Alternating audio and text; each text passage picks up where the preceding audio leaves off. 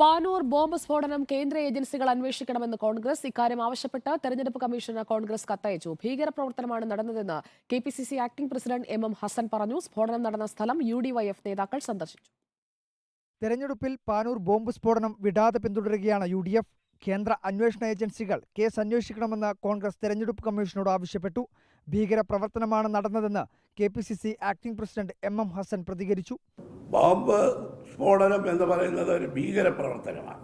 CBIയെ ചുമതലപ്പെടുത്തി NIA പോലുള്ള ഏജൻസികളെ കൊണ്ട് അന്വേഷിക്കാൻ കേന്ദ്ര ഇലക്ഷൻ കമ്മീഷന്റെ അടിയന്തര ഇടപെടൽ ഉണ്ടാകണമെന്ന് ആവശ്യപ്പെട്ടുകൊണ്ട് കൊടുത്ത കത്താണ് നിങ്ങൾക്ക് സർക്കുലേറ്റ് ചെയ്തിട്ടുള്ളത്. സ്ഫോടനം നടന്ന സ്ഥലം UDYF നേതാക്കളായ രാഹുൽ മാങ്കൂട്ടത്തിലും PK ഫിറോസും സന്ദർശിച്ചു.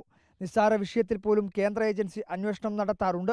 ബോംബ് സ്ഫോടനം നടന്നിട്ടും തിരിഞ്ഞു നോക്കാത്തത് അന്തർധാരയുടെ ഭാഗമാണെന്നാണ് രാഹുൽ മാങ്കൂട്ടത്തിലിന്റെ ആരോപണം. ഒരു മനുഷ്യൻ മരണപ്പെട്ടു, 2 പേരുടെ ജീവൻ അത്യാപത്തിലാണ്. അവരുടെ ജീവനെ പറ്റി ആർക്കൊരു വിവരമില്ല. ആ വിഷയത്തിനകത്ത് കേന്ദ്രത്തിന്റെ ഏതെങ്കിലും തരത്തിലുള്ള ഇന്റർഫിയറൻസ് ഉണ്ടായോ? അപ്പോൾ ഇത് കൃത്യമായി നെക്സസ് ആണ്. പോലീസ് ഒളിച്ചു കളിക്കുകയാണെന്നും സ്ഥലത്തെ ദൃശ്യങ്ങൾ ചിത്രീകരിക്കാൻ പോലീസ് അനുവദിച്ചില്ലെന്നും PK ഫിറോസ് വിമർശിച്ചു. RSS BJP നേതാക്കളെ ലക്ഷ്യമിട്ടാണ് ബോംബ് നിർമ്മിച്ചതെന്ന് BJP സംസ്ഥാന പ്രസിഡന്റ് K സുരേന്ദ്രനും പ്രതികരിച്ചു. പാനൂർ ബോംബ് സ്ഫോടനം തെരഞ്ഞെടുപ്പിൽ സജീവ ചർച്ചയാക്കി നേട്ടം കൊയ്യാനാണ് പ്രതിപക്ഷ മുന്നണികൾ ആലോചിക്കുന്നത്. അതുകൊണ്ടുതന്നെ CPMനെതിരെയും പോലീസിനെതിരെയും രൂക്ഷമായ പ്രതികരണങ്ങളാണ് നേതാക്കളുടെ ഭാഗത്തു നിന്നും ഉണ്ടാവുന്നത്. വീഡിയോ ജേർണലിസ്റ്റ് ലിമേഷ് ചെറുപേഷിക്കൊപ്പം റിപ്പോർട്ടർ അർജുൻ ഗല്യാട്, റിപ്പോർട്ടർ, കണ്ണൂർ.